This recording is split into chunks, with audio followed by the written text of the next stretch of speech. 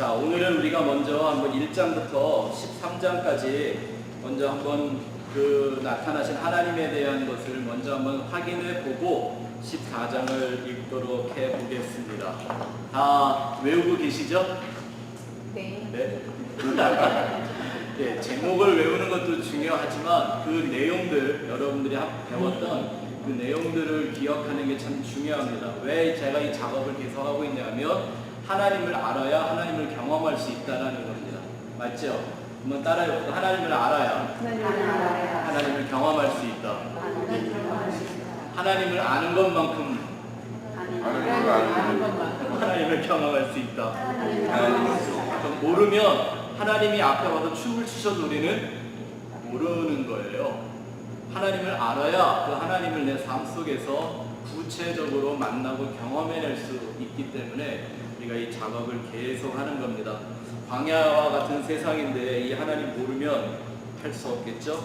자, 1장은 구원의 하나님, 성경 전체의 주제이기도 하죠. 2장은 언약의 하나님, 3장은 위로하신 하나님, 4장 사명을 주시는 하나님. 이게 다 순서적으로 의미가 있는 거 알고 계시죠? 그렇게 꿰야 됩니다. 그죠? 5장 문화를 주시는 하나님, 6장 절망과 혼돈 속의 하나님, 7장 높여주시는 하나님, 8장은 과정을 만드시는 하나님, 9장 우상을 파괴하시는 하나님. 여기서 말하는 그 진짜 우상은 뭐라고요? 내 밖에 있는 우상이 아니라 내 안에 있는 그 우상을 말한다고 했죠. 10장은 언약을 주시는 하나님, 표징을 주시는 하나님. 이게 컨닝을 아무나 컨닝을 하면 안 돼요. 예? 니체를 보고 나체라고 쓰고 이런 일이 생긴단 말입니다. 10장은 뭐? 표징을 주시는 하나님. 하나님은 표징을 주셨는데 사람들은 재앙을 준다고 얘기를 했다, 이런 얘기를 우리가 좀 했었죠. 11장은 구별하시는 하나님, 성경 전체의 주제이기도 합니다. 12장은 6월절의 하나님, 13장은 광야로 인도하시는 하나님 맞습니다. 우리가 지난주까지 13장 배웠는데 이제 광야로부터 새로운 역사가 시작이 됩니다. 장소가 애굽에서 광야로 바뀌었던 거죠. 자, 이제 그 광야에서 일어나는 첫 번째 사건, 홍해를 만났는데 그 홍해를 가르치는 하나님에 대한 말씀 우리가 한번 같이 생각해 보겠습니다. 자, 1절부터 마지막 31절까지 함께 큰 소리로 같이 하나님 말씀 분독하겠습니다. 시작. 여호와께서 모세에게 말씀하여 이르시되 이스라엘 자손에게 명령하여 돌이켜 바다와 믹돌 사이에 비하하롯 앞 곧 바알스본 맞은편 바닷가에 장막을 치게 하라. 바로가 이스라엘 자손에 대하여 말하기를 그들이 그 땅에서 멀리 떠나 광야에 갇힌 바 되었다 하리라. 내가 바로의 마음을 강팍하게 한즉 바로가 그들의 뒤를 따르더니 내가 그와 그의 온 군대로 말미암아 영광을 얻어 애국 사람들이 나를 여호와인 줄 알게 하리라 하시네. 우리가 그대로 행하니라. 그 백성이 도망한 사실이 애국 왕에게 알려지매 바로와 그의 신하들이 그 백성에 대하여 마음이 변하여 이르되 우리가 어찌같이 하여 이스라엘을 우리 손김에서 모아 보내겠는가 하고 바로가 그의 병거를 갖추고 그의 백성을 데리고 갈새 선발된 병거 600대와 애굽의 모든 병거를 동원하니 지휘관들이 다 거느렸더라. 여호와께서 애굽 왕 바로의 마음을 완악하게 하셨으므로 그가 이스라엘 자손의 뒤를 따르니 이스라엘 자손이 담대히 나갔습니다. 애굽 사람들과 바로의 말들, 병거들과 그 마병과 그 군대가 그들의 뒤를 따라 바알스본 맞은편 비하히롯 곁 해변 그들이 장막친 데에 미치니라. 바로가 가까이 올 때에 이스라엘 자손이 눈을 들어본즉 애굽 사람들이 자기를 위일지라. 이스라엘 자손이 심히 두려워하여 여호와께 부르짖고 그들이 또 모세에게 이르되 애굽에 내장지가 없어서 당신이 우리를 이끌어내어 이 광야에서 죽게 하느냐? 어찌하여 당신이 우리를 애굽에서 이끌어내어 우리에게 이같이 하느냐? 우리가 애굽에서 당신에게 이른 말이 이것이 아니냐? 이르기를 우리를 내버려 두라. 우리가 애굽 사람을 섬길 것이라 하지 아니하더냐? 애굽 사람을 섬기는 것이 광야에서 죽는 것보다 낫겠노라. 모세가 백성에게 이르되 두려워하지 말고 가만히 서서 여호와께서 오늘 너희를 위하여 행하시는 구원을 보라. 너희가 오늘 본 애국 사람을 영원히 다시 보지 아니하리라. 여호와께서 너희를 위하여 싸우시리니 너희는 가만히 있을지니라. 여호와께서 모세에게 이르시되 너는 어찌하여 내게 부르짖느냐. 이스라엘 자손에게 명령하여 앞으로 나아가게 하고 지팡이를 들고 손을 바다 위로 내밀어 그것이 갈라지게 하라. 이스라엘 자손이 바다 가운데서 마른 땅으로 행하리라. 내가 이국 사람들의 마음을 완악하게 할 것인지 그들이 그 뒤를 따라 돌아갈 것이라. 내가 바로와 그의 모든 군대와 그의 병거와 마병으로 말미암아 영광을 얻으리니 내가 바로와 그의 병거와 마병으로 말미암아 영광을 얻을 때에야 애국 사람들이 나를 여호와인 줄 알리라 하시더니 이스라엘 진 앞에 가던 하나님의 사자가 그들의 뒤로 옮겨가매 구름 기둥도 앞에서 그 뒤로 옮겨 애국 진과 이스라엘 진 사이에 이르러 서니 저쪽에는 구름과 오름이 있고 이쪽에는 밤이 밝음으로 밤새도록 저쪽이 이쪽에 가까이 못 가더라. 모세가 바다 위에서 손을 내밀매 여호와께서 큰 동풍이 밤새도록 바닷물을 물러가게 하시니 물이 갈라져 바다가 마른 땅이 될지라. 이스라엘 자손이 바다 가운데를 치러 걸어가고 물은 그들의 좌우에 벽이 되니 애국 사람들과 바로의 말들 병거들과 그 마병들이 다 그들의 뒤를 추격하여 바다 가운데로 들어오는지라. 새벽에 여호와께서 불과 구름 기둥 가운데서 애국 군대를 보시고 애국 군대를 어지럽게 하시며 그들의 병거 바퀴를 벗겨서 달리기가 어렵게 하시니 애국 사람들이 이르되 이스라엘 앞에서 우리가 도망하자. 여호와가 그들을 위하여 싸워 애국 사람들을 치는도다. 여호와께서 모세에게 이르시되 내 손을 바다 위로 내밀어 우리 애국 사람들과 그들의 병거들과 마병들 위에 다시 서게 하라 하시니 모세가 손을 바다 위로 내밀매 새벽이 되어 바다의 힘이 회복된지라. 애국 사람들이 물을 거슬러 도망하나 여호와께서 애국 사람들을 바다 가운데 엎으시니 물이 다시 흘러 병거들과 기병들을 덮되 그들의 뒤를 따라 바다에 들어간 바로의 군대를 다 덮으니 하나도 남지 아니하였더라. 그러나 이스라엘 자손은 바다 가운데를 육지로 행하였고 물이 좌우에 벽이 되었더라. 그날에 여호와께서 이같이 이스라엘을 애국 사람의 손에서 구원하시매 이스라엘이 바닷가에서 애국 사람들이 죽어 있는 것을 보았더라. 이스라엘이 여호와께서 애국 사람들에게 하신 그 큰 능력을 보았으므로 백성이 여호와를 경외하며 여호와의 근거의 종교를 모세를 믿었더라. 아멘. 우리가 이렇게 신약 시대를 살아가게 되는 것이 얼마나 놀라운 축복인가 하면 완성된 성경이 있고 예수님께서 완성하신 구원의 역사, 그 십자가가 있기 때문에 우리는 성경의 구약에 나타나 있는 모든 내용들을 복음적인 시각으로 하나님의 본래의 목적으로 이해할 수 있다는 게 너무나 큰 축복이고 특권이라는 생각이 듭니다. 이제 신약 시대를 살아가는 우리들은 이제 알 수 있는 게 바로 이 광야라는 장소가 뭐라고 얘기했죠? 예수 그리스도의 십자가와 구원을 계시하는 그런 현장이라고 했죠. 즉 뭐와 똑같은 거예요? 거기가 교회입니다. 교회. 오늘날 교회가 뭐 해야 돼요? 교회는 이 광야의 역할을 해야 돼요. 우리가 지난 시간에 하나님이 그 백성들을 굳이 광야로 끌고 들어간 의미를 생각해 보았죠. 한번 보세요. 하나님이 사실 이스라엘을 데려다가 선민으로 삼아 온 나라가 온 세상의 제사장으로 삼으려면 사실 제일 좋은 방법은 뭐였을까요? 애굽을 먹으면 되잖아요. 그 당시에 최고로 좋은 힘이 있었던 부강한 발전된 그런 나라였단 말입니다. 그 나라보다 더 좋은 나라를 세울 수가 없었을 텐데 하나님은 그 애굽에서 일을 하지 않았지요. 그들을 불러내서 광야에서 그들을 하나님의 백성으로 다시 만듭니다. 불러냈다. 그게 뭐예요? 에클레시아. 그게 바로 교회라는 말입니다. 엑소더스. 무슨 말이죠?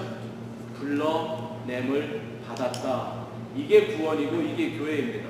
그래서 지난 시간에 광야가 갖고 있는 그 이유, 목적, 기능들을 5가지로 말씀을 드렸는데 바로 교회는 그거 하는 데입니다. 교회는 그거 하는 사람들이 모여서 이루어가는 현장이라는 것 우리가 잘 기억해야 합니다. 또 이 출애굽에서 이 광야하고 가나안으로 이뤄져가는 이런 모든 사건 그 내용은요, 제가 신약의 말씀들과 자꾸 이렇게 적극적으로 접목을 많이 시켜드릴 텐데, 왜냐하면 그 하나하나가 예수 그리스도의 십자가의 예표를 그대로 가지고 있기 때문입니다. 또 이런 공통점을 찾아볼 수가 있죠. 모세오경 정도는 다 알고 계시죠. 창세기, 출애굽기, 레위기, 민수기, 신명기, 이 말씀과 사복음서는요 공통점을 하나 갖고 있습니다. 뭐냐하면 하나님이 말씀하시고 그 말씀에 대한 표적을 일으켜 주십니다.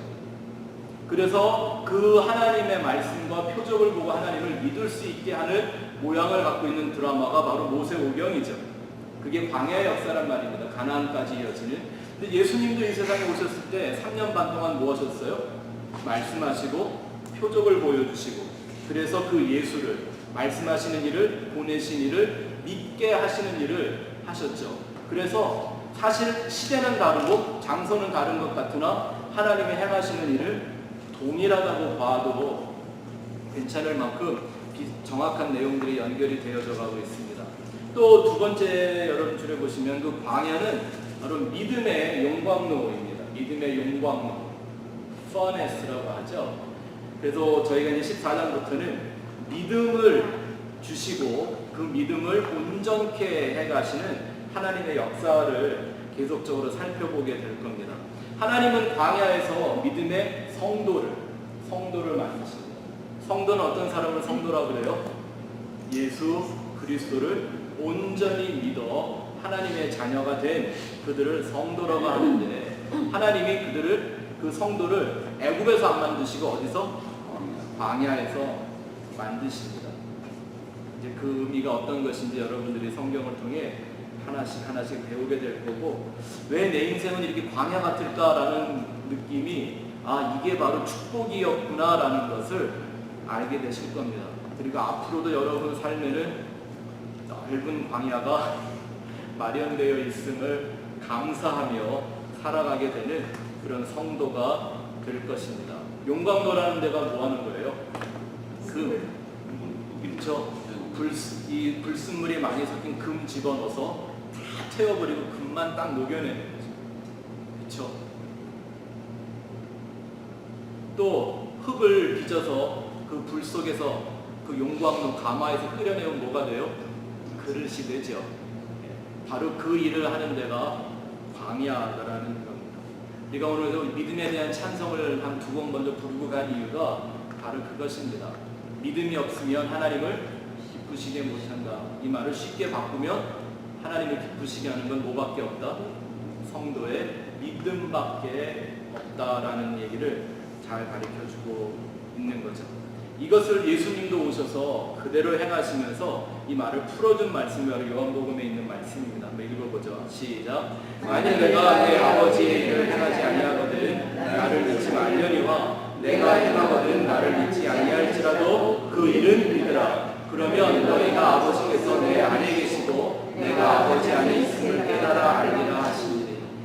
오늘 읽었던 14장 31절의 말씀과도 굉장히 유사하죠. 왜 성경은 모든 장이 예수님에 대한 얘기만 하고 있는지, 왜 모든 말씀이 다 동일한 예수 그리스도의 구원을 말하고 있는지 우리가 정확하게 알 수가 있습니다. 오늘도 말씀을 읽다가 자세히 보신 분들은 아시겠지만 19절에 보면 여호와의 사자가 나옵니다. 하나님의 사자 혹은 여호와의 사자. 그 다음에 이 말씀 읽다 보면 그 사자가 그냥 여호와로 불려지는 걸 볼 수 있습니다. 구약 성경에 이렇게 여호와와 여호와의 사자를 겸용해서 쓰는 존재는 누구밖에 없어요? 이분이 바로 구약 시대 때 활동하셨던 예수라는 존재입니다. 천사와 다릅니다. 성경이 어떤 성경은 메신저라고 번역되어 놓고 어떤 성경은 The Angel of Jehovah 이렇게 얘기를 했지만, 사실상 그 천사와 여호와의 사자인데 나중에 그가 여호와로 불리기도 하고 야훼, 그리고 주님이라고 불림을 갖는 그 존재는 바로 일반 천사가 아닌 바로 예수님, 구약시대 때 역사하셨던 예수님이라는 걸 알 수가 있습니다. 예수님은 신약시대 태어난 존재가 아닙니다. 태초 이전부터 하나님과 함께 삼위일체로 영원히 함께 하셨던 분입니다. 우리가 이 얘기를 다시 한번 저번에 공부했던 걸 한번 볼 필요가 있는데요. 우리가 야훼라는 말을 원어로 공부해 본 적 있죠? 기억하세요? 히브리어 원어를 어떻게 쓴다고요? 보여주실래요? 이쪽 테이블 보이세요? 네. 여기 안에 있는 글자가 이제 현대 히브리어예요. 오른쪽에서 왼쪽으로 있죠. 윷, 헤이, 밥, 헤이 라는 말이죠.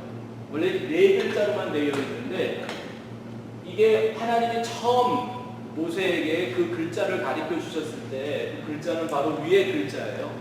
위에 이게 뭐처럼 보여요? 손을 이렇게 내려놓은 거죠. 하나가 맨 앞자가 그렇죠? 그리고 그 다음에가 사람이 그걸 바라보는 모습이고요. 세 번째는 바브라는 건 못이에요. 못. 텐트를 칠 때 쓰는 못이나 나무에 못을 박을 때 하는 그런 못. 그러니까 이 말을 풀어보면 어떻게 되냐면 손을 보고 못을 보라. 이게 하나님이 모세에게 가르쳐 주셨던 나는 스스로 있는 자, I am who I am. 이거 이제 번역을 하는 거고요. 그 원래 내용이 야훼, 윷, 헤이, 밥, 헤이 라는 말이에요. 그러니 하나님이 모세에게 가르쳐 줄 때 하나님의 이름을 뭐로 가르쳐 주냐면 손을 보고 못을 보면 안다 이렇게 가르쳐 주시는 거예요. 이건 누구밖에 없어요? 예수님의 십자가 얘기를 이미 하고 있는 거죠. 또 이 손은 뭐를 의미한다 그랬죠? 손. 지난번 주일에 배웠는데 손은 사람의 모든 행위를 상징하는 말이기도 해요. 네. 그리고 이 바브는 또 무슨 의미가 있냐면 언약이라는 의미가 있어요. 그래서 하나님의 말씀이 하나님의 언약이 뭐와 같다고 그래요? 잘 박힌 못과 같다 해서 언약이라는 뜻을 갖고 있어요. 또 보면 이렇게 되죠? 얘가 오늘 좀 맛이 다른데요. 행위를 보고 약속을 보면 행위로 약속을 이루는 걸 보면 안다 라고 되어 있는 거예요. 오늘 14장 31절의 말씀과 방금 읽었던 요한복음 10장에 있는 말씀과 정확하게 일치하고 있죠. 성경은 이렇게 모든 걸 예수 그리스도를 향해서 그의 말씀을 하고 있습니다. 자, 이제 오늘 광야에서 일어난 첫 번째 가장 놀라운 기적이라고 할 수 있는 홍해를 가르시는 하나님에 대한 얘기를 좀 보겠습니다. 여러분이 홍해를 가르는 이 놀라운 사건은요, 광야와 약속의 땅에서 이루어질 모든 일의 예고편입니다. 그 의미를 알면 그냥 물이 갈라져서 건넜다 이게 아니라 그 홍해가 갈라져야만 했던 그 의미를 깨달으면 이 한 사건이 이제 앞으로 일어나게 될 모든 광야와 약속의 땅에서 이루어질 일들의 예고편이었어요. 왜 예고편 하나만 잘 보면 영화 하나 다 본 거 똑같잖아요. 자, 그 의미가 뭔지 한번 살펴보죠. 홍해를 가르시는 하나님은 세 가지의 큰 주제를 시청각적으로 우리에게 보여준 것입니다. 세 가지. 뭘까요? 어떤 세 가지 주제가 있을까요? 첫 번째는 물론 당연히 구원이겠죠. 첫 번째는 구원이라는 것이 있습니다. 두 번째는 뭐일까요? 원래 이렇게 정답만 갖고 사셨나요? 자, 첫 번째는 구원이고, 두 번째는 믿음이고, 세 번째는 심판입니다. 여러분 노트에 다 써 있잖아요. 홍해와 구원, 홍해와 믿음, 홍해와 심판 이렇게 노트를 다 써드렸는데 컨닝을 잘 안 하시는구나. 이 홍해 사건 하나가 앞으로 이루어질 이 구원과 믿음과 심판에 관한 모든 얘기를 예고편처럼 보여주면서 이것이 앞으로 어떻게 이루어질지를 보여줍니다. 그래서 우리가 41장까지 이제 공부를 하겠지만요, 이 출애굽기의 모든 내용은 사실 이 세 가지 주제를 계속 반복합니다. 모든 사건들이 마라의 승물도, 독사에 물렸을 때에도, 보라 자손의 반역도 다 이 세 가지를 우리에게 가르쳐 주는 겁니다. 다시 세 가지가 뭐라고요? 구원과 믿음과 심판입니다. 성도는 이 땅에 살면서 뭐 갖고 살아요? 이 세 가지 갖고 살죠. 구원과 믿음과 심판을 준비하며 사는 게 성도의 삶이죠.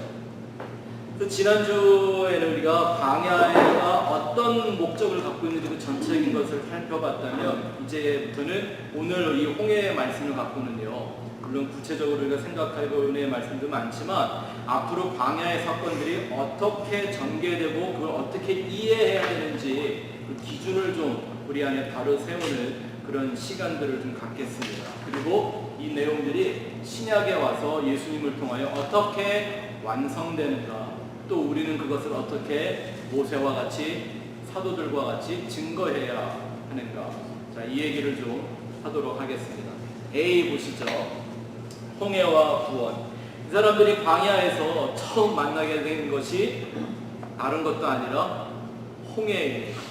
어쩌면 광야를 살아가는 사람들에게 찾아온 가장 모든 도전 중에 가장 크고 두려운 그런 도전이었죠. 근데 이들을 홍해로 끌고 간 분이 누구예요? 하나님이 의도적으로 그들을 홍해로 데려가셨고 그 안에서 그 바다를 건너게 하시는 하나님의 계획을 봅니다. 이게 바로 우리 하나님의 구원을 계시하기 위한 아주 중요한 사건입니다. 왜냐하면 구약시대 때 이 바다라는 것은요, 크게 뭐 아주 넓고 크고 깊은 것을 상징할 때도 바다라는 말을 썼지만 사실상 이 사람들에게 있어서 바다는 항상 저주와 심판의 상징이었습니다. 바다는 아주 두려운 저주와 심판의 그런 상징들이었습니다. 그럴 수밖에 없는 게요, 바다라는 건 지금도 힘든 거지만 이 시대에 뭐 배도 없고 큰 배를 그렇게 만들어서 바다를 건너다니나 할 수 없는 이 시대는 이 사람들의 바다는 뭐밖에 아닌 거예요? 잘못하면 죽을 수밖에 없는 거예요.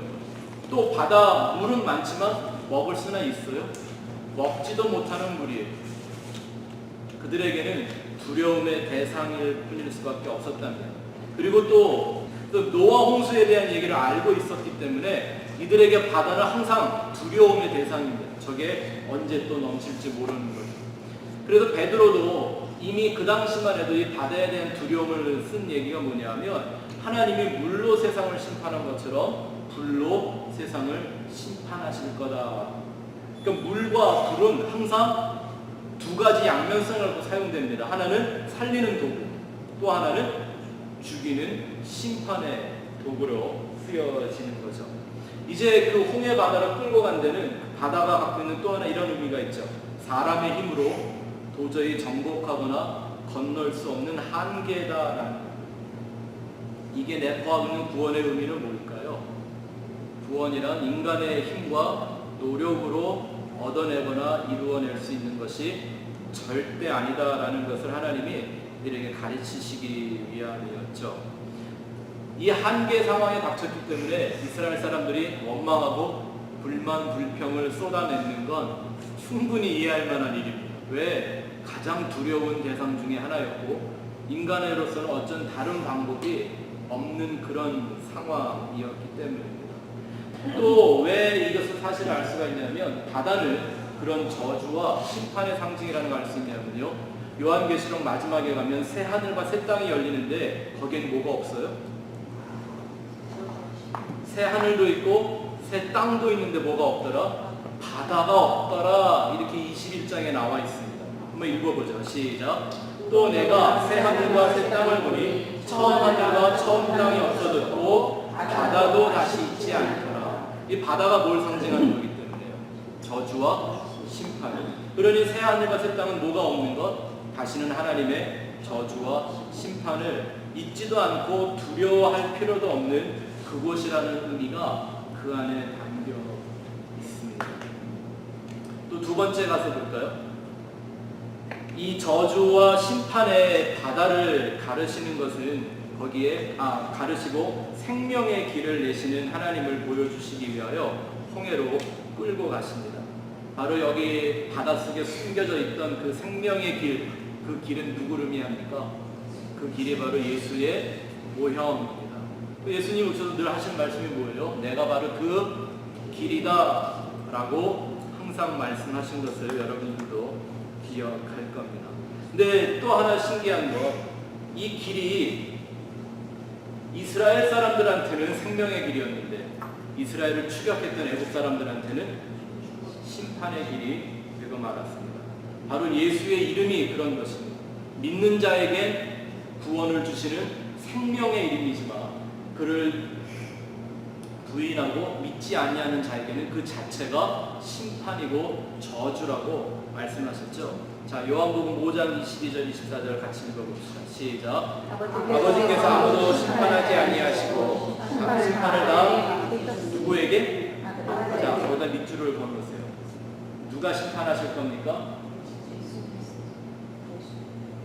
예수님 정말 사랑해야 합니다. 예수님한테 좀 잘하십시오. 계속 읽어보죠. 시작. 이는 모든 사람으로 아버지를 공경하는 것 같이 아들을 공경하게 하려 하십니다. 아들을 공경하지 아니하는 자는 그를 보내신 아버지도 공경하지 아니하느니라. 내가 진실로 진실로 너에게 이르노니 내 말을 듣고 또 나와 보내신 이를 믿는 자는 영생을 얻었고 심판에 이르지 아니하나니 사망에서 생명으로 옮겨졌느니라. 아멘. 또 예수님은 이 홍해가 갈라지는 걸 통해서 하나님이 아주 구체적으로 예표하는 한 장면이 있었습니다. 예수 그리스도의 십자가가 완성되기 위해서 반드시 갈라져야 됐던 게 하나가 있었습니다. 그게 뭐였죠? 성전의 휘장입니다.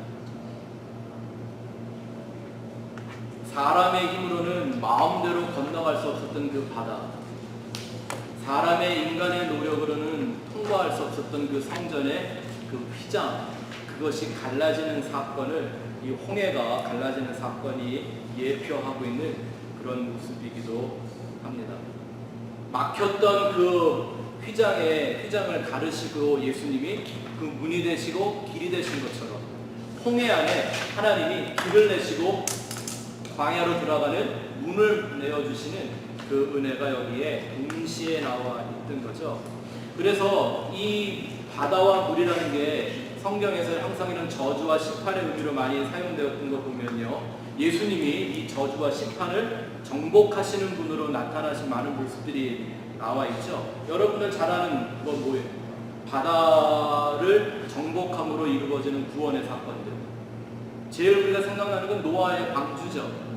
바다가 있지만 그 바다에 빠져 죽지 않고 바다를 떠다니는 그 방주, 그 뭘 의미하여?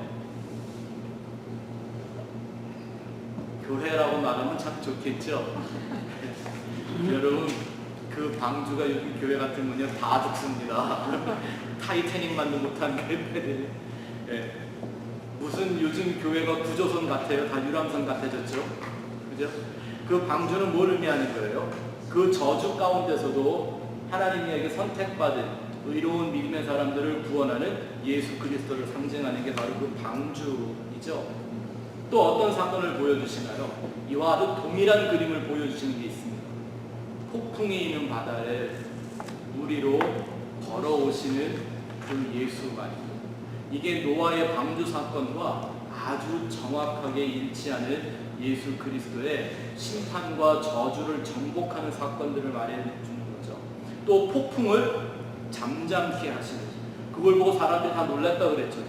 제자들도 도대체 누구길래 폭풍도, 바다의 폭풍도 저의 말에 순종하는가. 왜냐하면 이 사람들에게 바다는 언제나 두려움의 저주와 심판의 대상이었기 때문이죠.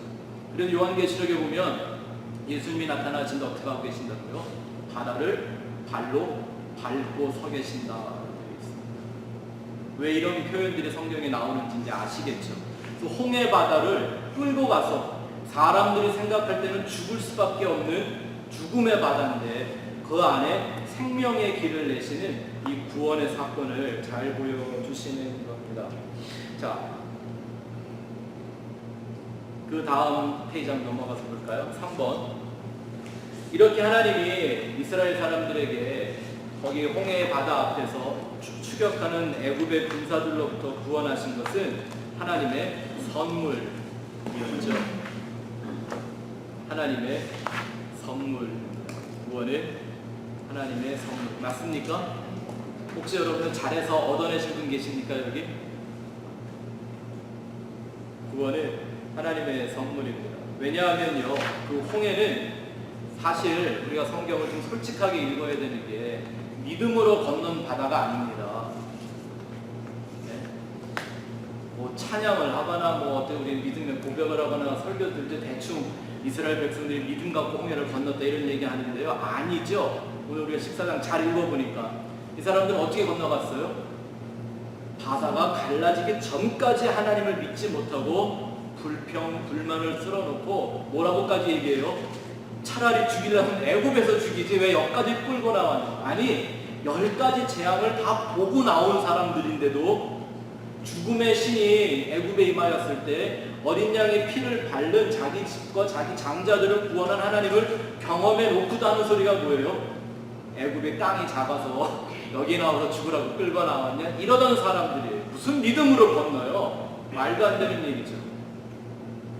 그래서 사실 그 사람들을 하나님이 그냥 홍해에서 몰살을 하든가 애굽에 다 맞아 죽게 내버려 둬도 괜찮았는데도 불구하고 홍해를 열어서 그들을 건너가게 하신 것, 이걸 우리는 은혜라고 말합니다. 그게 하나님의 은혜. 홍해는 믿음을 건넌 바다가 아니라 뭐로? 오직 은혜로 건넌 바다입니다. 에베소서 2장 8절 9절 한번 읽어보자. 시작. 너희는 그 은혜에 대하여 믿음으로 말미암아 구원을 받았으니 그것은 너희에게서 난 것이 아니요 하나님의 선물이라. 행위에서 난 것이 아니니 이는 누구든지 자랑하지 못하게 하라. 그 사람들 중에는 물론 믿는 사람도 있었을는지는 모르겠습니다. 우리가 다음 주에 살펴보겠지만 구원은 절대 집단적으로 이루어지지 않습니다. 구원은 철저하게 하나님과 나와 1대1입니다. 6월절을 지내온 게 구원입니까? 홍해 건넌 사건입니다. 구원 받았다고 얘기해줘야 되는 거 아닌가요? 아닙니다. 하나님을 경험한 것과 하나님의 구원을 선물로 받은 것과는 다릅니다. 제가 오늘 이상하게 공부하다가요, 선물이라는 말에 갑자기 꽂혀갖고 왜 선물이라고 그럴까? 근데 저도 목회한 25년 만에 처음 배우는 거 하나를 발견했습니다. 중국 한자에 보면 이미 그들의 조상들은 성경을 알아서 성경에 있는 그 구원의 구속사적인 얘기들이 글자 안에 많다고 그랬죠. 근데 이 선물이라는 말 속에 정확하게 예수 그리스도의 구원이 들어있었습니다. 중국 사람들 예수 안 믿는 걸 정말 큰 죄를 짓는 거예요. 자, 한번 파워포인트 보여주시죠. 선물을 이렇게 쓰죠. 이렇게 쓴다고 치고 괜찮아요, 우리 미국 사니까 용서가 돼요. 근데 이 선물의 고대 문자는 바로 저 위에 써져 있는 저 문자예요. 중국 글자도 역시 상형 문자죠. 그리고 그 글자 하나하나의 뜻을 집어넣은 표의 문자이기도 합니다. 그래서 픽토그래프라고 합니다. 근데 제가 이 글을 어디서 찾았냐면 예수도 믿는 사람이 아니라 동아일보 한 논설위원이 한자라는 그 선물이라는 말이 너무 귀한 말이니까 그 어원을 좀 알고 사용하면 좋겠다 그래갖고 그냥 기사를 실어놓은 게 갑자기 제 눈에 정말 보물 찾은 것처럼 발견이 됐어요. 자, 뭐 이거 다 읽어보려면 뭐 그렇겠지만 이 앞에 선자가 문제, 선자. 이 선자가 어떻게 쓰여져 있는 말이냐면 저 맨 위에 저 글을 보면요, 저 밑에 요게 뭐로 생겼어요? 사람들 2명이 있는 거죠. 저게 다툴 겸 두 사람이 싸운다라는 말이에요. 근데 두 사람이 싸우는데 가운데 뭐가 있어요? 양이 화해를 시키는 거예요. 두 존재가 싸우는 걸, 다투는 걸 양이 가운데서 화해를 시켜요. 뭐죠? 십자가요, 십자가. 네? 이런 거 안 이상하세요? 아니, 난 이런 거 보면 미치겠던데. 그죠? 네. 여기 이렇게 써놨어요. 여기 또 원래 여기 오른쪽에 있는 저 월자 있잖아요. 그거는 잘라놓은 고기 덩어리를 의미하는 말이었대요. 네. 제가 쓴 말이 아니라 여기 기사로 그대로 내가 이 카피 앤 페이스트 한 건데 계속 읽어볼까요? 선은 각볼문에서 양의 눈을 그렸고, 그죠? 금문 위의 그림에서는 양과 다툴 경의 결합으로 말다툼과 같은 분쟁을 양의 신통력으로 뭐예요? 십자가, 그죠? 판단해 준다는 상징으로부터 옳고 선한 의미를 형상화했다. 이게 이 글자가 만들어진 유래라는 거예요. 그러므로 선은 좋은 일에 쓰이는 고기를 의미한다. 근데 그 고기는 고대 사회에서 제일 중요하고 좋은 일이 제사였으므로 선은 그 제사에 쓰이는 고기를 말했다. 제사를 위한 고기는 가장 신선하고 맛있는 것을 쓰기에 평소에 고기를 쉽게 접할 수 없었던 당시 제사로 나누어 먹는 고기는 대단한 선물이었을 것이다. 그래서 이 두 존재가 싸우는 것을 완전하게 화목시키기 위하여 양고기가 돼갖고 온 존재가 있죠. 그게 누구예요? 예수님이. 왜 구원을 선물이라고 하는지 기가 막히지 않아요. 깜짝 놀랐어요. 아, 그게 맞는 말이구나. 구원이 선물이구나. 분명히 중국의 조상들은 누군가가 이 얘기를 다 알고, 이 글자가요 예수님 오시기 전에 만들어진 글자거든요. 어떻게 알았을까요? 그 조상들 가운데는 이사야나 예레미야처럼 구속사적인 복음의 내용에 정통한 사람들이 있었을 거라는 거예요. 이미 하나님의 계시와 하나님의 진리의 영의 인도함을 받았던 사람들은 오실 메시아를 다 계시하는 삶을 살았던 거예요. 근데 지금은 뭐만 남았어요? 글자만 남고 예수라는 존재가 사라져버려요. 안타깝죠? 그 다음 가서 보겠습니다. 두 번째 주제인 홍해가 우리에게 보여주는 믿음과 관련된 그 사건들을 한번 보죠. 홍해와 믿음. 1번, 믿음은 반드시 시험을 만나게 되어 있습니다. 우리가 1대1에서도 공부를 했던 거였지만 시험엔 세 가지가 있다고 그랬죠, 성경에. 첫 번째는 어떤 거? temptation. 뭐죠? 유혹. 두 번째는 test. 이건 뭐예요? 이게 이제 우리가 말하는 시험이에요. 세 번째는 trial. 뭐죠? 시련이라고 말하는. 네. 근데 우리말 성경에는 이걸 거의 이렇게 구분을 안 짓고 다양 시험이라고 불러버렸죠. 네. temptation, test, trial 이게 달라요. 근데 여기서 말하는 물론 이 시험 믿음은요 이 세 가지를 다 만나게 되어져 있습니다. 믿음이 있는 사람들은 꼭 뭘 당하게 돼 있어요? 그 자기의 믿음을 부인하고 혹은 감추고 속이려 하는 유혹이 찾아오거든요. 진짜 믿음인가 아닌가 꼭 하나님이 검사하세요. 믿음을 온전히 가졌나 아닌가. 그리고 그 믿음이 증명된 사람들은 그 믿음을 정금같이 하시기 위하여 시련에 던지십니다. 믿음은 반드시 하나님이 허락하시는 시험을 받게 되어 있어요. 그래서 믿음의 주여 온전케 하시는 예수님도 세상에 오셨을 때 유혹도 받으시고 시험도 당하시고 시련도 당하셨습니다. 이 세 가지의 과정을 통해서 다 뭐 하신 거예요? 그가 참된 믿음의 주라는 것을 이 세상에 증명해 내셨죠. 그 다음 주 한번 가서 볼까요? 홍해는 하나님이 예비한 시험이었습니다. 하나님이 일부러 예비한 시험이었습니다. 여러분이 꼭 기억해야 되는 것은 하나님의 역사는 오직 역사의 주도권, 이니셔티브, 이 주도권은 오직 하나님에게만 항상 있다라는 사실입니다. 하나님 안에서는 우연한 일이 없습니다. 사고도 없습니다. 믿으십니까? 참 믿기 어렵죠.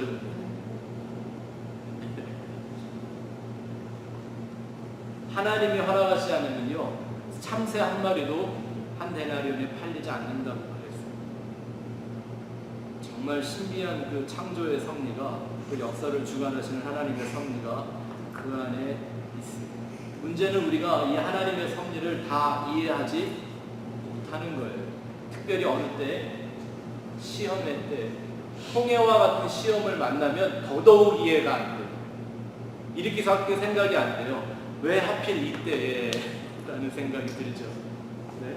근데 하나님이 그 홍해를 마련해 주신 건 하필 그때이기 때문에 똑같은 걸 보면서 관점이 달라요. 하나님과 우리가. 여기서 믿음의 차이가 나는 거죠. 이 이스라엘 사람들을 홍해로 끌고 가신 이도 하나님이시고 애굽의 군사가 추격해 올 때까지 홍해 앞에서 머물게 하신 이도 하나님이십니다. 목적이 있었겠죠. 그게 뭡니까? 바로 그들에게 믿음이 생기고 있는가, 믿음이 형성되고 있는가라는 걸 보여주시는 거죠. 근데 다음 줄 보십시오. 사람은 시험을 당할 때마다 자신의 불신앙을 발견하게 하십니다.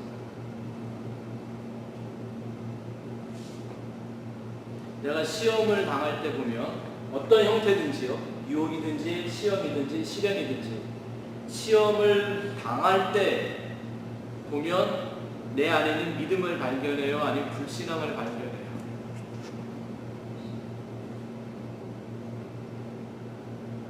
대답하시기 되게 자존심 상하시는 것 같은 분위기가 썰렁해지게. 하나님은 꼭 그렇게 우리를 시험에 때로는 던지셔서 내 안에 아직도 도사리고 있는 뿌리가 뽑혀지지 않은 불신앙을 꼭 발견하게, 내가 맛보게 하십니다. 이유가 뭘까요? 그것 때문에 우리를 부끄럽게 하시려고? 창피하게 하시려고요? 책망하려고요? 아니요. 그 불신앙을 발견해야만 뭐예요? 참신앙으로 완성되기 때문에. 맞습니까? 시험이 없이는 믿음이 완성되지 못하는 겁니다. 다음 주에 우리가 좀 더 구체적으로 생각해 보겠지만 믿음과 바램이라는 것은 굉장히 다릅니다. 우리가 뭔가를 굳게 바라고 원하는 걸 믿음이라고 말한다면 그건 정말 잘못된 믿음이요. 그게 바로 우상숭배랑 똑같은 겁니다. 기독교는 믿음을 믿는 종교 아닙니다. 근데 믿음을 믿는 사람들이 있습니다. 밑도 끝도 없이 믿습니다만 하는 사람들 있잖아요. 꼭 쌍시옷 붙여가면서. 지난번에 말씀드린 적이 있어요. 케네 코플레이라는 이단에 만든 영적 운동이 뭐냐 하면 faith movement. 믿으면 된다라고 하는 거예요. 뭐든지. 성경에 그런 말이 나오잖아요. 믿는 자에는 뭐가 없다? 능치 못함이 없다. 뭘 믿어야 되는지 이런 건 얘기도 안 해주고 왜 믿음은 능치 못함이 없는지 얘기도 안 해주면서 그냥 뭐만 가르쳐주는 거예요. 그냥 믿어라 그럼 다 된다. 절대 기독교는 그런 믿음 가르치는 진리가 아닙니다.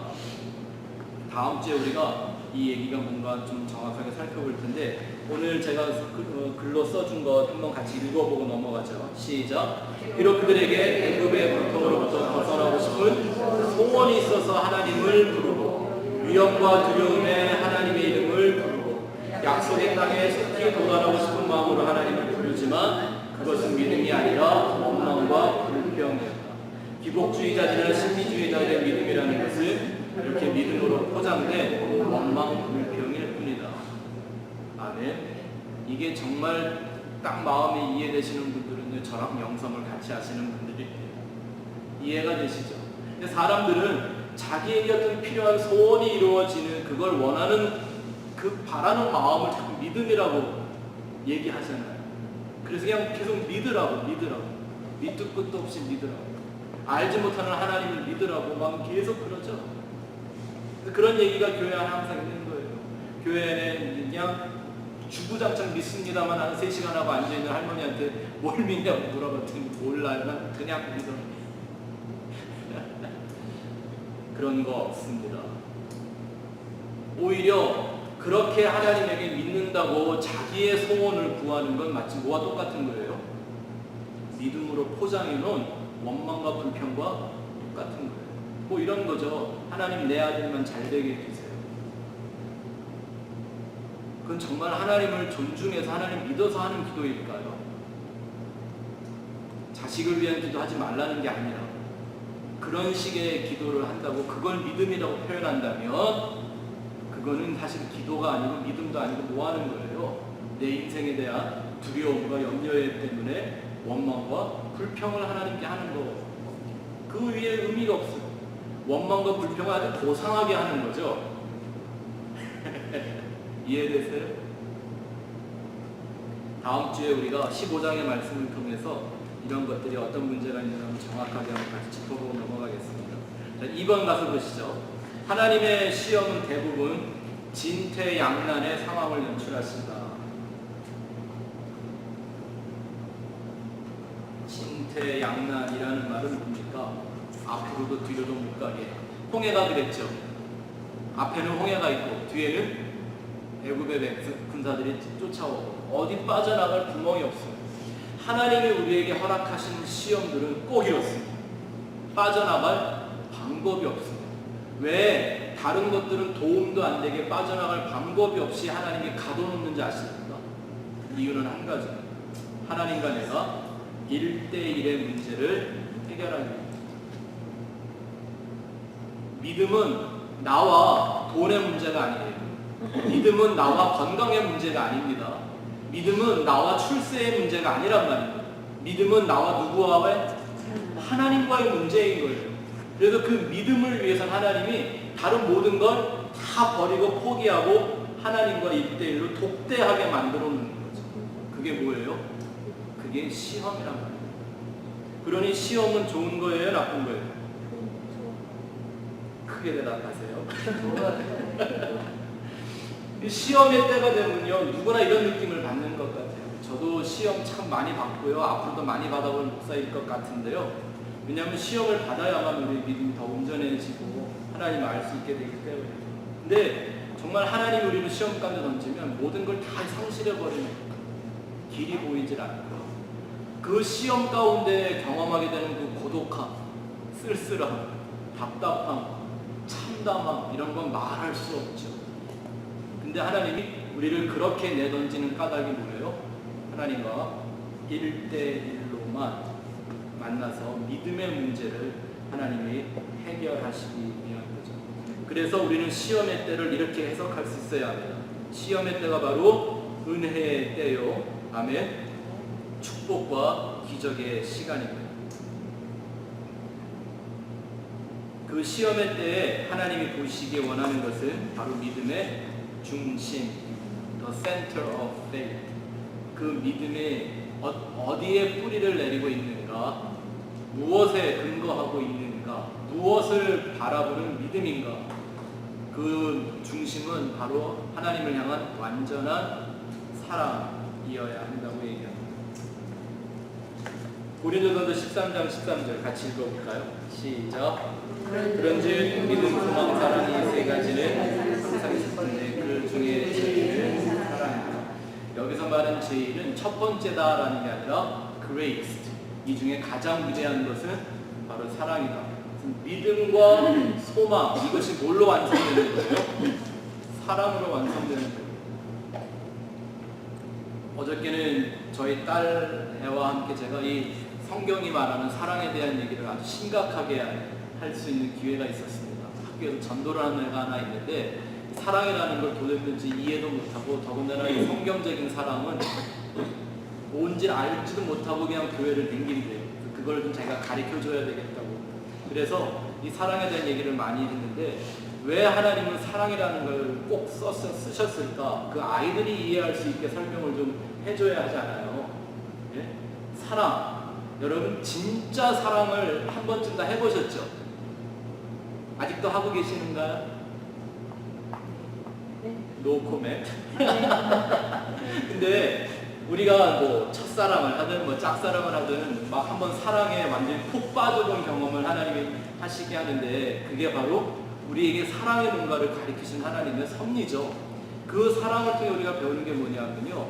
내가 누군가를 혹은 무엇인가를 정말 사랑하면 나는 세상과 나는 간대없고 오직 내가 사랑하는 그만 보이는 거예요. 그렇죠? 한 번은 해봤잖아요. 그죠? 지금도 하고 계시기를 주의 이름으로 축원합니다. 힘들지만. 그리고 누군가를 정말 사랑하면 내 안에 내가 사는 게 아니라 내가 사랑하는 그 사람이 살아요. 그 그래서 그때는 내가 먹고 싶은 거 안 먹고 그 사람이 먹고 싶은 거 먹고요. 내가 가고 싶은데 안 가고 그 사람 가고 싶은데 가고. 그런다니까요. 정말 사랑하죠. 막 사랑이 불타오르고 있을 때는요, 나는 중요하지가 않아. 내가 사랑하는 그 사람이 법이 되고요, 진리가 되고요. 그렇죠? 그 사랑하는 그 사람의 기쁨과 만족을 위하여 나는 모든 걸 다 할 수 있어요. 하나님은 우리를 시험에 던져놓고 믿음이 완성해주는 그 사랑이 하나님과 그 사랑이 있는가를 보시는 거예요. 왜요? 하나님은 그 사랑으로 우리를 보고 계시거든요. 그 사랑으로 우리를 사랑하고 계시거든요. 근데 이것이 완성되려면 내 안에도 그 사랑이 있어야 해요.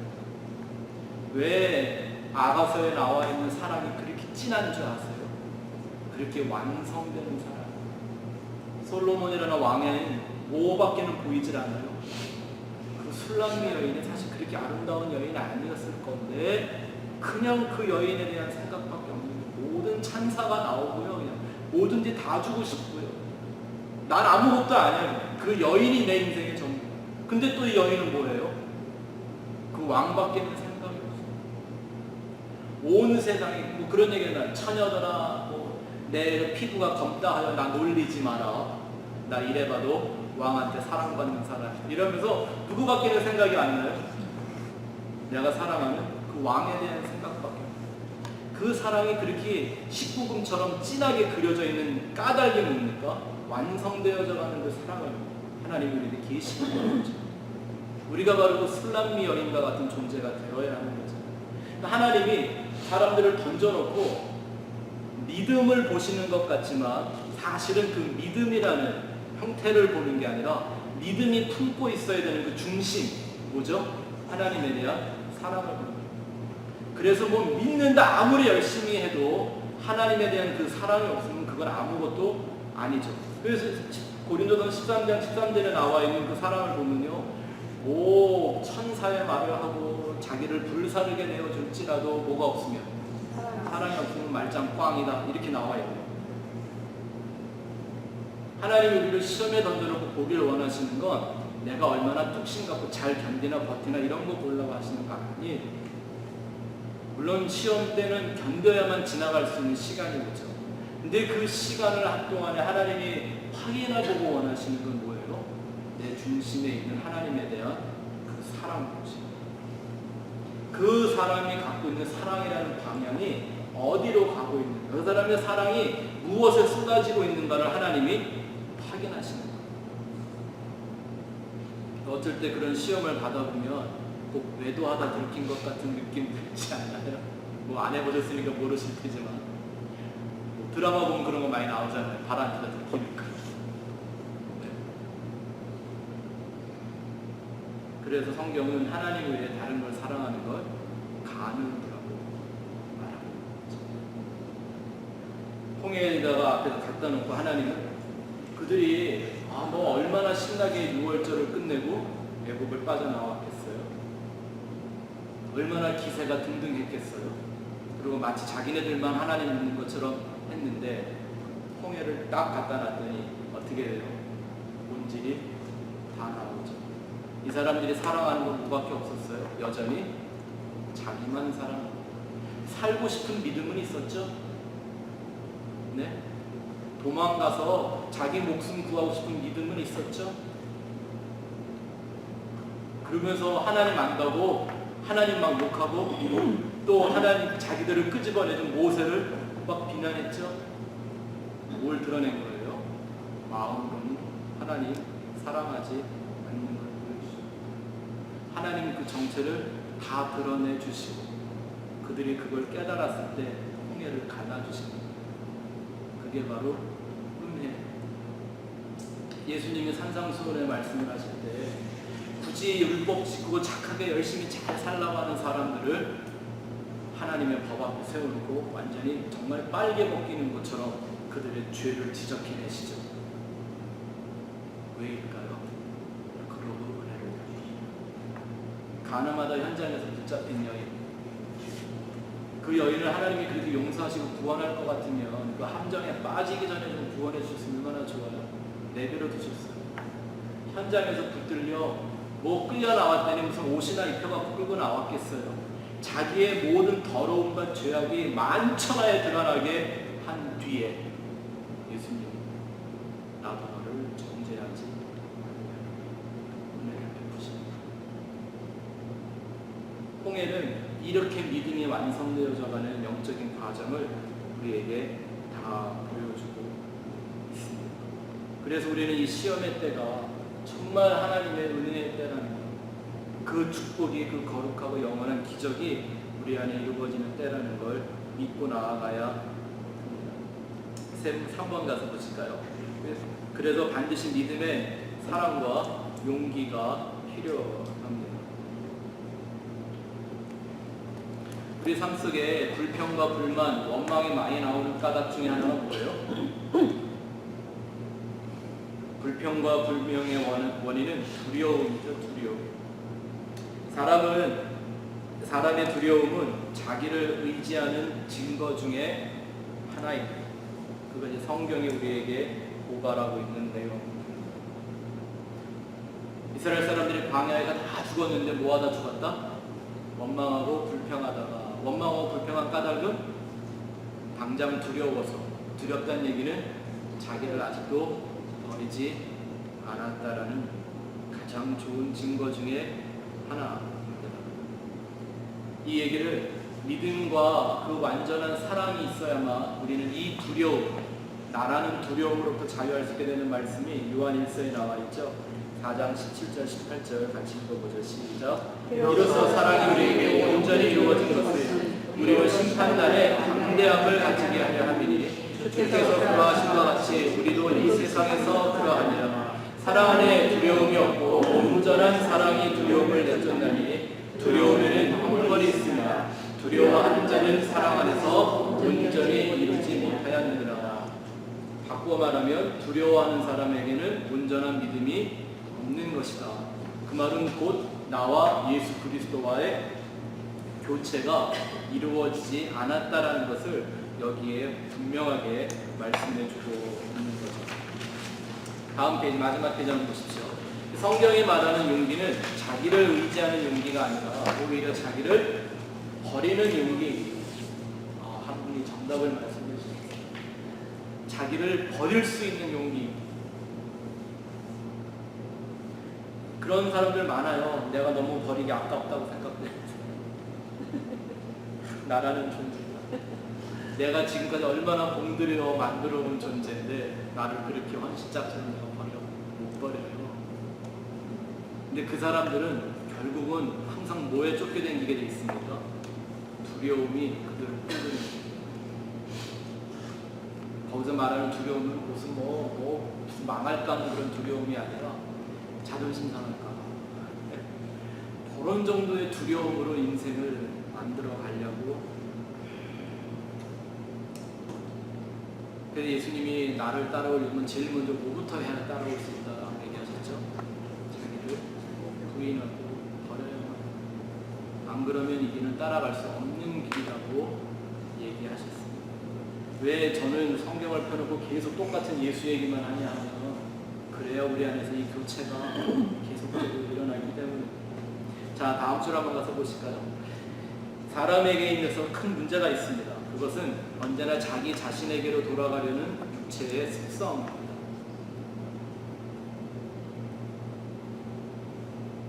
성도의 영적 성장을 방해하는 제일 지독한 특성 중에 하나는 옛사람의 모습으로 돌아가려는 것입니다. 이걸 영어로 default system이라고 하죠. 자, 설명을 좀 드릴게요. 이스라엘 사람들을 애굽이라는 나라에서 끌고 와서 광야로 왔습니다. 지금도 눈앞에는 불기둥과 구름기둥이 있었어요. 네? 그쵸? 구름기둥이 사라진 것도 아니에요. 오늘 말씀 보니까 불기둥, 구름기둥이 다 이 사람들을 앞뒤로 지키고 있었다고 그래요. 근데 앞에 뭐가 있는 거예요, 지금? 홍해가 있어요.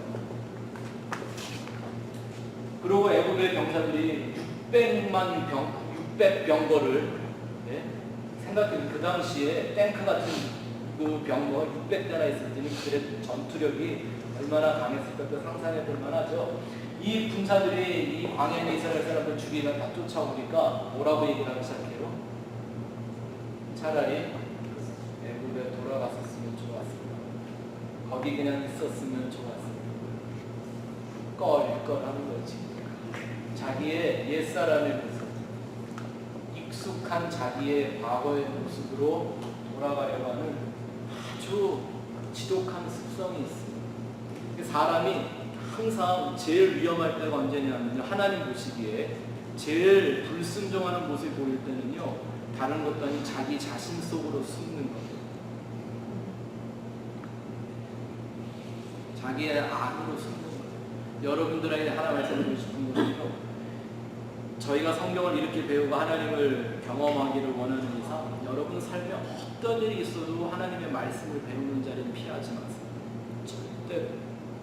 어떤 시험이 찾아왔던 뭐 혹은 설교는 제가 얼마나 미워지던 말씀이 증거되는 자리를 피하지 마세요. 자기 안으로 숨지 말라는 거예요. 사람들마다 자기로 도망가는, 자기 옛사람으로 도망가는 많은 특성들이 있습니다. 그 특성들을 깨어내지 않으면, 브레이크하지 않으면 내가 절대 새 사람이 내 안에서 드러나지는 못합니다. 어떤 사람들은 문제만 생기면 뭐 소위 늘 하는 얘기처럼 자기 자존심으로 숨는 사람들이 있습니다. 어떤 사람들은 절망과 우울 쪽으로 갑니다. 어떤 사람들은요 포기와 방탕 쪽으로 갑니다. 어떤 사람들은 쾌락 쪽으로 가요. 어떤 사람들은 침묵 쪽으로 빠져요. 사람마다 자기가 항상 도망가는 구멍들이 있단 말이에요. 하나님은 그걸 다 깨트리기를 원하세요. 이 디폴트 시스템이라는 게 뭐냐면 컴퓨터 용어인데, 컴퓨터에 이렇게 막 뭐 바이러스가 들어오던 막 크래시가 많이 든 걸 하다가 보면 뭐 하라고 그래요? 리스토어 하라고 그러죠. 리커버리 하라고 그러죠. 리커버리 하는 그 내용을 뭐냐면 디폴트 시스템으로 바꾸는 거예요. 원래 상태로 그냥 되돌려버리는 거예요. 근데 사람마다 저도 아직 버리지 못한 이 디폴트 시스템들이 남아있어요. 그게 계속 나의 발뒤꿈치를 붙잡고 예수 그리스도 안으로 달려가지 못하게 막 붙들어매는 것들이 내 안에 계신 그 그리스도의 능력을 마음껏 그 영광을 드러내지 못하게 하는 저의 옛사람의 문제가 된단 말이에요. 이 시험 때에 하나님이 그걸 나한테 보여주시는 거예요. 마치 의사가 내가 모르던 내 몸에 병이 온 줄 가르쳐주는 거죠. 그 병은 간장 발라서 낫는, 된장 발라 낫는 병이 아니거든요. 진통제 먹는다고 고쳐지는 병이 아니란 말입니다. 그래서 우리를 온전케 치유하기 원하시는 그 하나님, 온전한 믿음의 사람, 예수의 형상을 만들기 원하시는 하나님이 그 내 안에 남아있는 옛사람의 모습을 그 안에서 드러내기를 원하십니다. 근데 대부분의 사람들이 갖고 있는 공통점이 뭐예요? 원망과 불평이더라고요.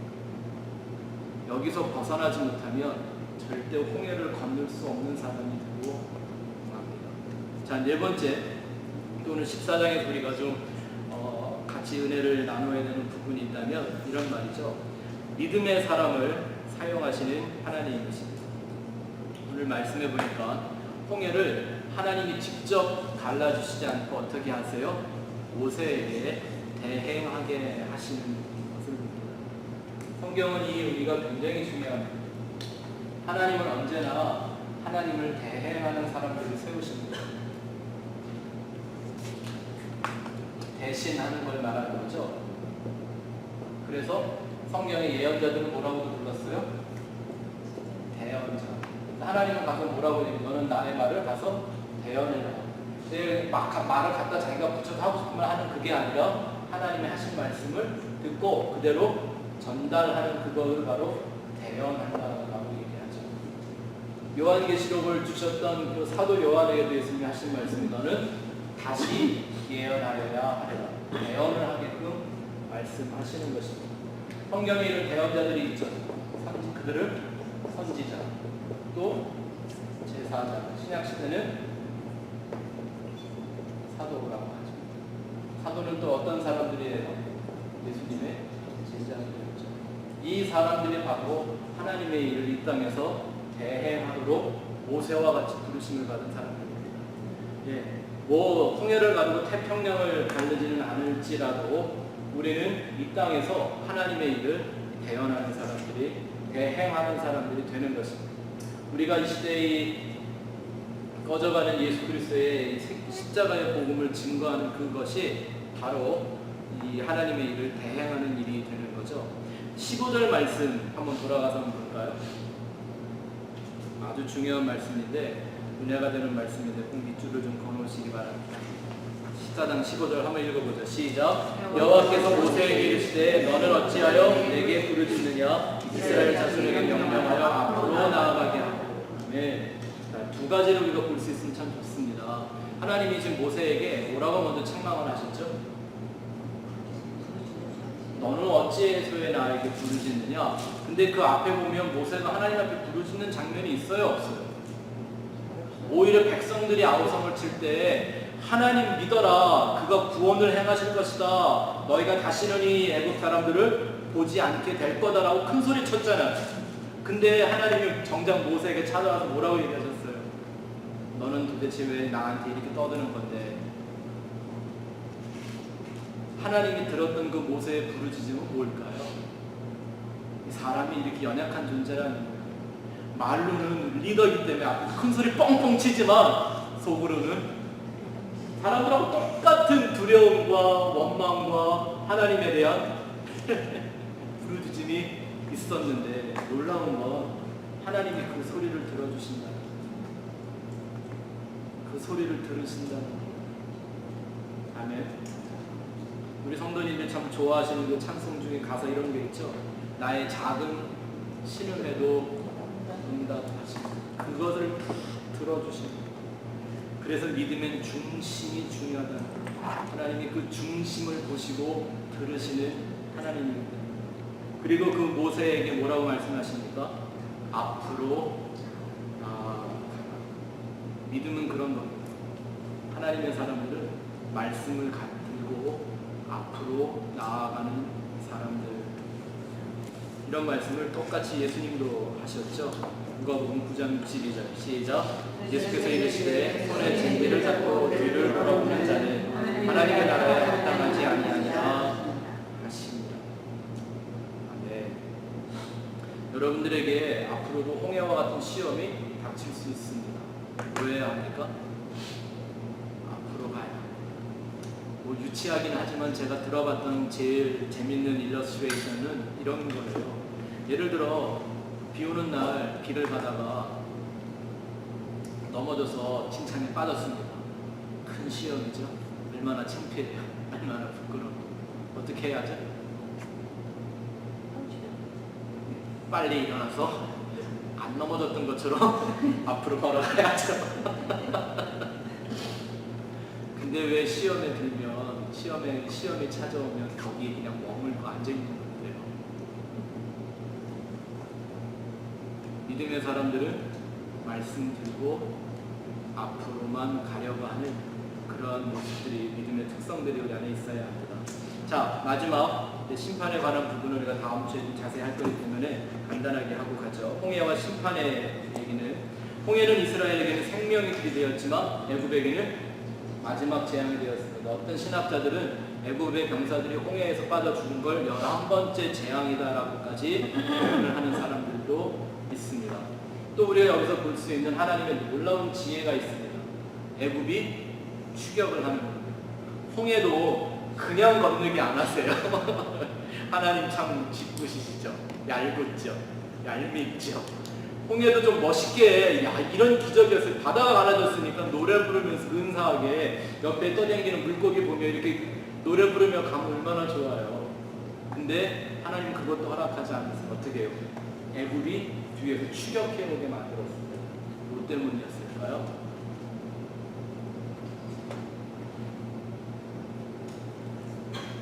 거기 써있잖아요.